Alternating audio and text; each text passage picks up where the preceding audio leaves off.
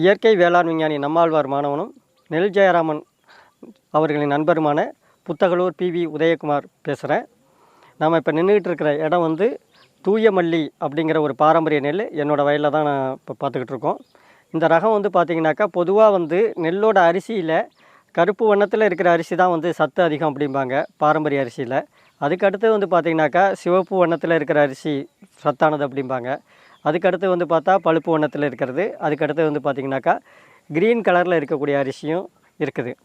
அதில் இல்லாமல் ஒயிட் கலரில் ஒரு சில ரகங்கள் மட்டும்தான் அரிசி இருக்குது. அதில் வந்து வெள்ளை கலரில் இருக்கக்கூடிய அரிசி அப்படின்னு பார்த்திங்கனாக்கா இந்த தூயமல்லியை சொல்லலாம். அதனால் என்னென்னு கேட்டிங்கன்னா நுகர்வோர் மத்தியில் இந்த தூயமல்லிங்கிற ரகம் வந்து ரொம்ப பாப்புலராக போயிட்டுருக்குது. அரிசி வந்து எங்களால் கொடுக்கவே முடியல. எவ்வளவா இருந்தாலும் சீக்கிரமாக சேல்ஸ் ஆகிடுது. ஏன்னா அவங்க வந்து சாதாரணமாக சாப்பிட்ட அரிசியிலேருந்து அடுத்த ஸ்டெப்புக்கு வர்றப்ப இந்த அரிசி வந்து அவங்களுக்கு ரொம்ப தோதுவாக இருக்குது. அது மட்டும் இல்லாமல் இந்த அரிசி வந்து வெள்ளையாக இருக்கிற மட்டும் இல்லாமல் என்னென்னு கேட்டிங்கனாக்கா சாப்பிட்றதுக்கும் நல்லாயிருக்கும். அதே சமயத்தில் வந்து பார்த்திங்கனாக்கா நம்மளுக்கு தேவையான உடம்புக்கு தேவையான கால்சியம் சத்து வந்து இதில் இந்த தூயமல்லிங்கிற ரகத்தில் வந்து இருக்குது. மேலும் வந்து பார்த்தாக்கா நம்ம நீராகாரம், அதாவது பழையது ஊற்றி வச்சுருந்துட்டு காலையில் நம்ம நீராகாரமும் சாப்பிட்றதுக்கும் அதே சமயத்தில் பழைய சாதம் சாப்பிட்றதுக்கும் வந்து இந்த ரகம் ஏதுவாக இருக்கிறதுனால எல்லா நுகர்வோரும் வந்து இந்த அரிசியை வந்து ரொம்ப விரும்பி வாங்குகிறாங்க. இந்த ரகம்லாம் இப்போ இந்த வருஷம் வந்து எனக்கு இந்த அரிசியெல்லாம் விற்று போச்சு. சுத்தமாக கையிலே கிடையாதுன்னு வச்சுங்களேன். இனிமேல் அறுவடை பண்ணுனா தான் இந்த அரிசி. அந்த அளவுக்கு முதல்ல சேல்ஸ் ஆகிற அரிசின்னு பார்த்திங்கனாக்கா இந்த அரிசி தான் சேல்ஸ் ஆகிட்டு இருக்குது. இதுக்கு அடுத்தபடியாக வந்து பார்த்திங்கனாக்கா சன்ன ரகங்கள் நிறையா இருக்குது. என்ன இருக்குது அப்படின்னு கேட்டிங்கன்னா ஆத்தூர் கிச்சலி சம்பா இருக்குது. அதுக்கப்புறம் வந்து பார்த்திங்கனாக்கா ஆற்காடு கிச்சலி சம்பா இருக்குது.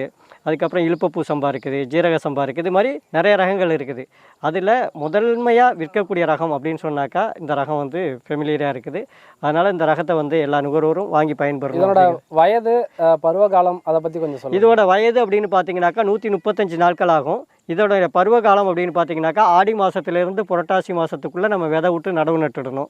இது ஆடிப்பட்டத்துக்கான ஒரு சிறந்த ஒரு ரகம். அதனில் இன்னொன்று என்னென்னு கேட்டிங்கனாக்கா பாரம்பரிய ரகங்களில் உயர் விளைச்சல் ரகங்களில் இதுவும் ஒன்று. ஏன்னு கேட்டாக்கா இப்போ கெமிக்கல் ஃபார்மிங் பண்ணக்கூடியவங்க வந்து பார்த்தாக்கா ஒரு ஏக்கருக்கு 30 மூட்டை 35 மூட்டை எடுத்துட்டாக்கா நாங்கள் வந்து எடுத்துட்டோம் 30 மூட்டை 35 மூட்டை எடுத்துட்டோம் அப்படின்னு மாறு தட்டிக்கிறாங்க. அவங்களுக்கு ஈக்குவலாக இது வந்து சென்ற ஆண்டு வந்து இங்கே திருவாரூர் மாவட்டம் பூந்தோட்டத்துக்கு பக்கத்தில் இஞ்சிக்குடிங்கிற கிராமத்தில் வந்து நாங்கள் பண்ண இயற்கை விவசாய வயலில் வந்து ஒரு 5 ஏக்கரில் வந்து பார்த்திங்கனாக்கா ஏக்கருக்கு 33 மூட்டை அப்படிங்கிற அளவுக்கு வந்து இந்த ரகம் வந்து விளைஞ்சிருக்குது. எந்த விதமான ரசாயன உரங்களும் இல்லாமல் இயற்கை விவசாயத்தில் ஏக்கருக்கு 33 மூட்டை உயர் விளைச்சலை கொடுத்துருக்குது எங்கள் ஏரியாவில்.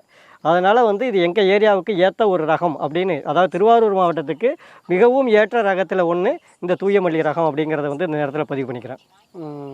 இது நல்லா விளைச்சல் தருதுன்னு சொல்கிறீங்க. இது எல்லா மண்ணுக்கும் இந்த ரகம் வந்து சூட்டபிள் ஆகுமா? அதை பற்றி கொஞ்சம் சொல்லுங்கள். இப்போ பாரம்பரிய ரகத்தை பொறுத்த வரைக்கும் என்ன ஒரு விஷயம் அப்படின்னு கேட்டிங்கனாக்கா நம்மளுக்கிட்ட வந்து பாரம்பரிய ரகங்கள் இந்தியா முழுக்க வந்து ஒரு 60,000 ரகங்கள் இருந்துச்சு. தமிழ்நாட்டில் மட்டும் 30,000 பாரம்பரிய ரகங்கள் இருந்துச்சு. இதில் என்ன தனித்துவம் அப்படின்னு பார்த்தாக்கா நம்மள்கிட்ட வந்து ஒவ்வொரு 10 கிலோமீட்டருக்கும் வந்து ஒவ்வொரு கிளைமேட், அதாவது தட்பவெட்ப சூழ்நிலை இருந்துச்சு. அந்த ஒவ்வொரு 10 கிலோமீட்டருக்கும் ஏற்றாறு போல தான் நம்மள்கிட்ட பாரம்பரிய நெல் ரகங்களை வந்து நம்ம முன்னோர்கள் வச்சுருந்தாங்க. அது மாதிரி பார்க்குறப்போ வந்து பார்த்திங்கனாக்கா இது நம்ம ஏரியாவில் விளையுதா அப்படிங்கிறது வந்து நம்ம விவசாயிகள் போய் நம்ம வயலில் போட்டு பார்த்து நம்ம வயலில் நல்லா விளைஞ்சிது அப்படின்னாக்கா அது நம்ம ஏரியாவுக்கு ஏற்ற நெல்.